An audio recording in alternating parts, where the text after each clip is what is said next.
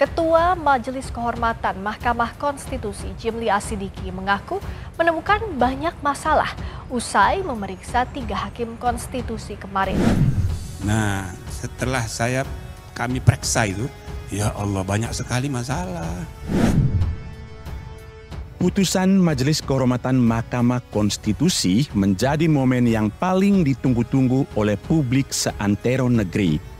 Pasalnya, jika Anwar Usman, paman Gibran terbukti bersalah dan melanggar kode etik, maka hasil putusan MK terkait perkara nomor 90 yang menetapkan syarat usia capres-cawapres paling rendah umur 40 tahun atau pernah atau sedang menduduki jabatan yang dipilih melalui pemilihan umum, termasuk pemilihan kepala daerah, akan menimbulkan pro kontra.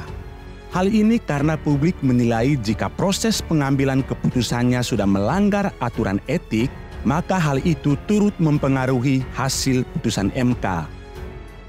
Ketua MK Jimli Asidiki mengatakan dirinya telah rapat internal bersama anggota MK lainnya dan sudah membuat kesimpulan.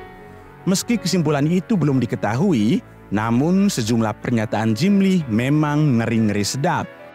Hal itu karena ada tuntutan MK agar menganulir putusan Mahkamah Konstitusi terkait perkara nomor 90.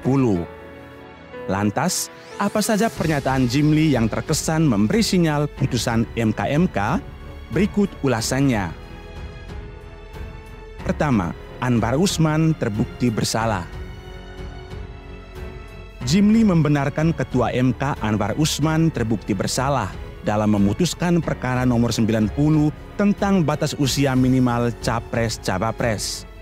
Menurutnya, Ketua Mahkamah Konstitusi Anwar Usman dianggap terbukti bersalah.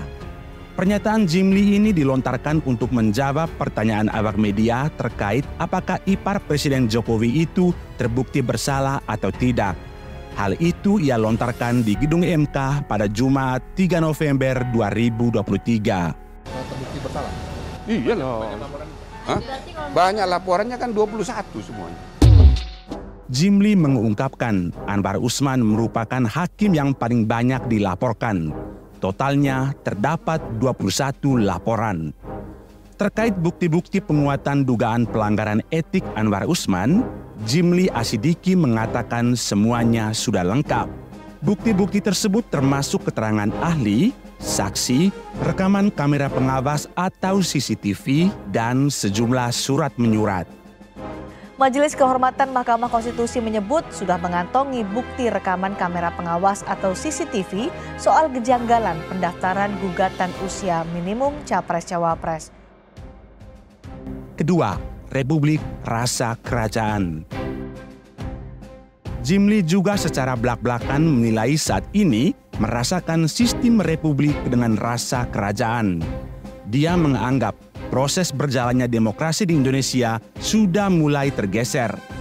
Sindiran itu disampaikan Jimli pada acara Silaturahmi Kerja Nasional ITSMI, Sabtu 4 November 2023 di Makassar. Acara itu dihadiri oleh 2 baca pres, yakni Prabowo Subianto dan Ganjar Pranowo. Di hadapan kedua capres itu, ia menyatakan bahwa Indonesia tengah dihadapi oleh budaya feodalisme yang mengakar. Dia menyebut mulai terlihat jelas pemimpin yang ingin menurunkan titahnya dengan mendara birukan sistem republik di Indonesia. Nah, jadi saudara-saudara sekalian, saya ingin melanjutkan pertanyaan terakhir. Mohon izin Pak Prabowo ya. Jadi sebagai capres boleh juga dengar ini. Jadi salah satu masalah yang juga serius di bangsa kita ini ialah budaya feodal. Oleh karena itu, Jimli menyampaikan kondisi tersebut adalah sesuatu yang harus disadari dan segera dibereskan dari Indonesia. Tapi Indonesia nggak begitu saya bilang. Indonesia ini republik, tapi kelakuannya kerajaan. Oke? Sebagai kaum intelektual kita harus objektif melihat ini sebagai fenomena nasional, lokal nasional. Ketiga, banyak masalah di MK. Jimli Asidiki juga mengungkapkan banyak masalah di tubuh Mahkamah Konstitusi. Jimli menyimpulkan hal itu setelah mengecek beberapa hal di lembaga penjaga konstitusi itu. Dia berkata, banyak prinsip dasar MK yang tak lagi dijalankan. Setelah kami periksa itu, ya Allah, banyak sekali masalah, kata Jimli pada Silaknas ITSMI 2023 yang disiarkan kanal YouTube ITSMI TV Sabtu 4 November 2023. Jadi saya punya tanggung jawab sejarah. Saya tidak mungkin tidak saya terima, maka saya terima.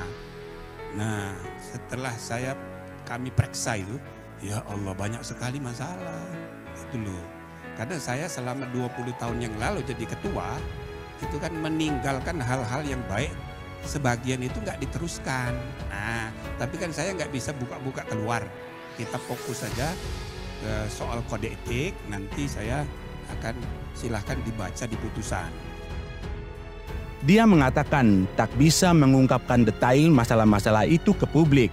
Menurutnya, tidak boleh hakim bicara soal perkara yang sedang ditangani. Jimli berkata akan mengungkapkan hal itu dalam putusan MK. Dia mempersilakan para cendekiawan untuk melihat pendapatnya di lembar putusan MK kelak. Itulah sejumlah pernyataan Jimli yang dinilai memberi sinyal terhadap putusan MK. Dari sejumlah pernyataan ini, sudah sangat jelas gambaran hasil putusan yang akan dihadapi Paman Gibran, Anwar Usman. Lantas, apakah putusan itu nanti sejalan dengan sinyal yang disampaikan Jimli? Jimli diragukan integritasnya. Sebelumnya Jimli Asidiki diragukan integritasnya menjadi anggota Majelis Kehormatan MK karena kedekatannya dengan Prabowo Subianto dan Partai Gerindra.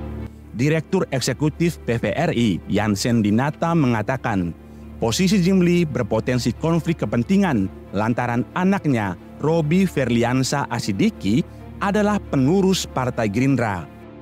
Salah seorang anak Jimli, yaitu Robi Asidiki, juga merupakan calon legislator Partai Gerindra pimpinan Prabowo, kata Jansen dalam keterangan tertulis Senin 23 Oktober 2023. Tidak hanya itu, keraguan Jansen semakin menjadi lantaran Jimli pernah menyatakan dukungan ke Prabowo untuk menjadi calon presiden. Jimli pernah menemui Prabowo pada awal Mei 2023. Dari pertemuan itu, Jimli pernah mengakui dukungannya kepada Prabowo dalam Pilpres 2024, imbuhnya. Lantas, menurut teman-teman bagaimana? Apakah Jimli akan konsisten dengan pernyataannya atau malah membuat keputusan sebaliknya? Silakan beri pendapat Anda di kolom komentar.